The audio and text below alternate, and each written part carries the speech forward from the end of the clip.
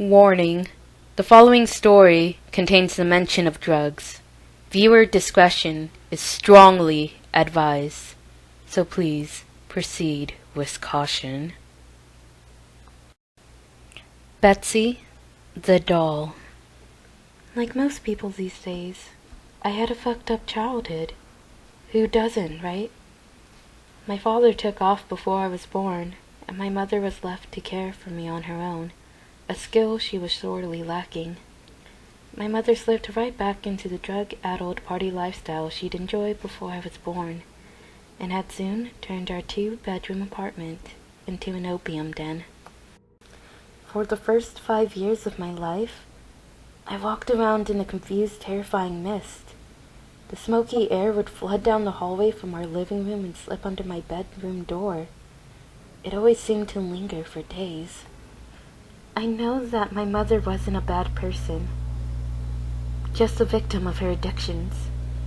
When she did have spare money, she would put food in the house or buy me clothes from the Goodwill.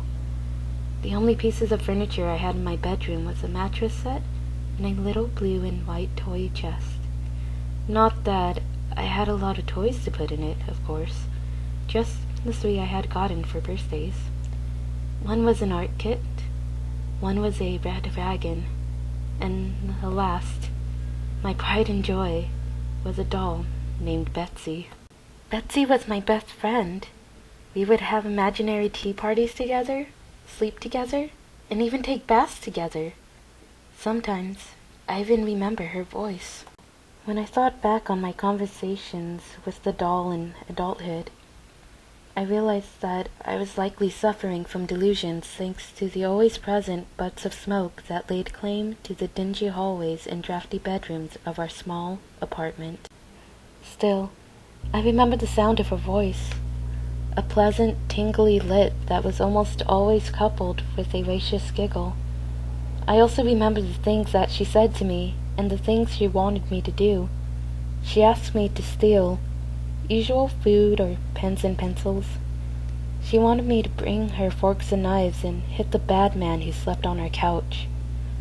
It was always something, and I would always get in trouble, but she wouldn't.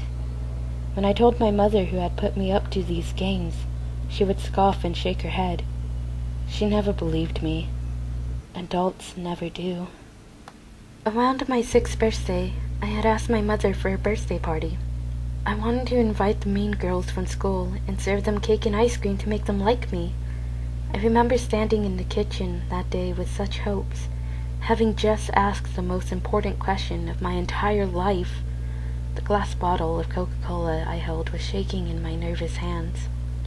I waited with bated breath as my mother continued putting groceries away, almost as if she hadn't heard me. But I knew she had. Finally, just as I had failed a second time to muster the courage to repeat my question, she turned around and gave me a flippant shake of her head. "A birthday party? Laura, that's ridiculous. I can't afford to feed 15 children that aren't even mine.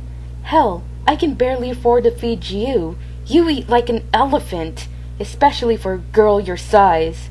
Or, I'm sorry, Betsy does.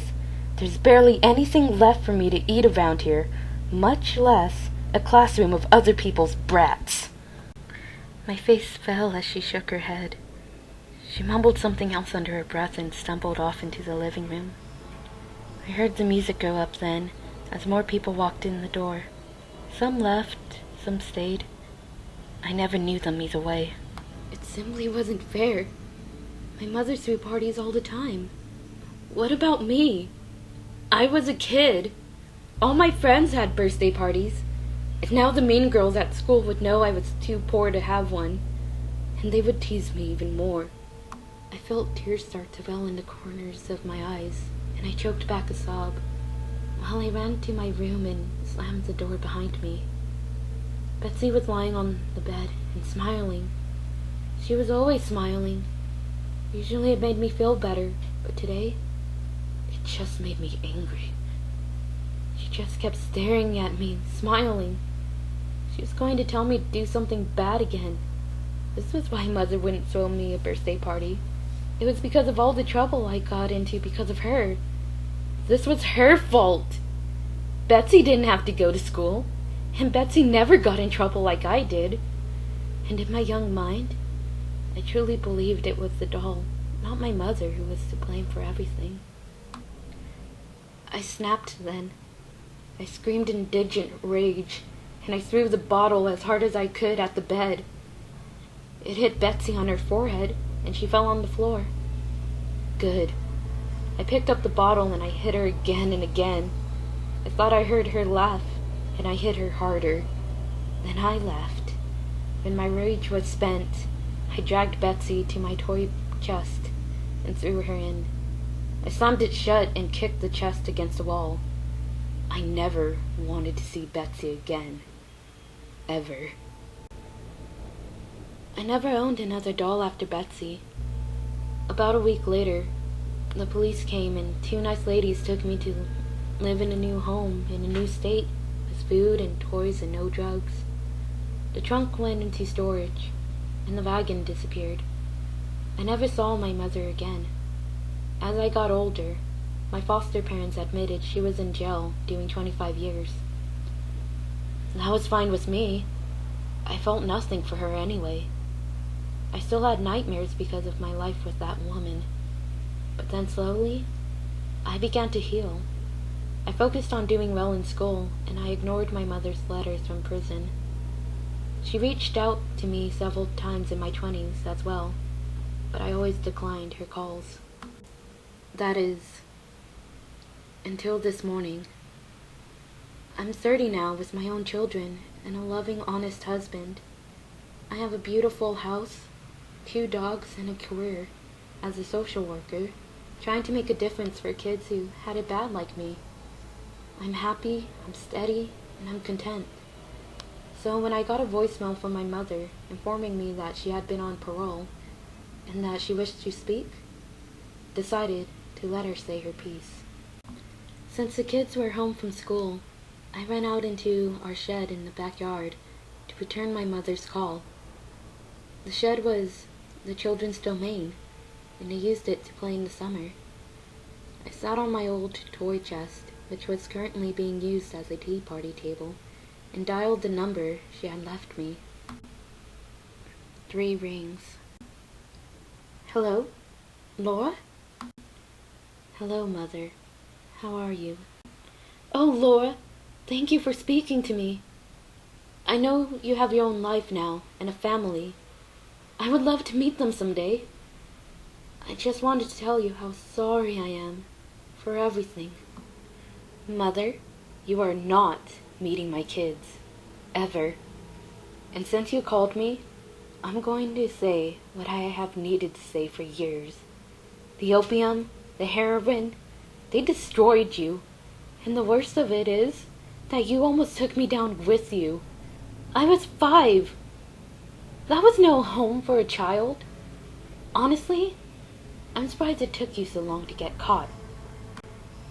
Laura, I know how it seems, but I honestly know nothing. Look, it hardly matters, and I do understand why you would feel that way, why you would hate me and not want me to meet your little ones. I learned a lot about forgiveness while I was away, and just... Oh, Laura, I'm so sorry about Betsy. Betsy? I paused, confused. Why would you care about her? I know, Laura. Believe me, I do. It was all my fault. The drugs, the partying, and Betsy. Oh, God. If I had only paid attention. If I had only known. She's gone. It's all because of me. As my mother began to cry, I tapped my fingers on the toy box, impatiently. The drugs had clearly fried her brain. Mother, I sighed. Why are you talking about Betsy? And why do you even care? I know where Betsy is. Right underneath me. What are you talking about, Laura? Oh, God, where is she? I shifted uncomfortably. Well, Betsy's in the trunk, where she's always been. There was a beat of stunning silence. What do you mean your sister's in the trunk? Sister? What the hell are you talking about? Pack on drugs so soon? That's a record, even for you. Betsy is a goddamn doll. I locked her in my toy box a few days before you got arrested for possession. Laura? Oh God. No. No. Laura, what have you done? I wasn't arrested because of the drugs. Laura, I was arrested because of Betsy's disappearance. You always called her your little doll, but we thought you knew. Oh God. We thought you knew. Laura. No. What have you done to my baby? My mind had gone blank. And with no emotion, I set the phone down next to me and stood up. I could hear the muffled sound of my mother's anguished cries and feel the dark clutch of possibility in my own chest. The memories were stirring in the back of my mind, threatening to flood forward into my consciousness.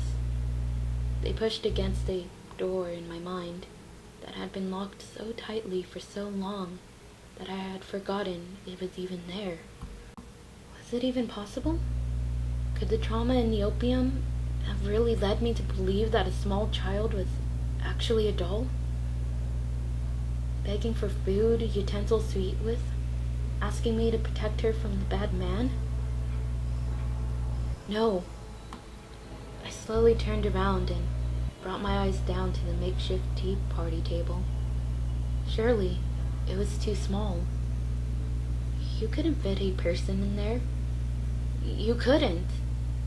But then, what about a very small, starving, emaciated child?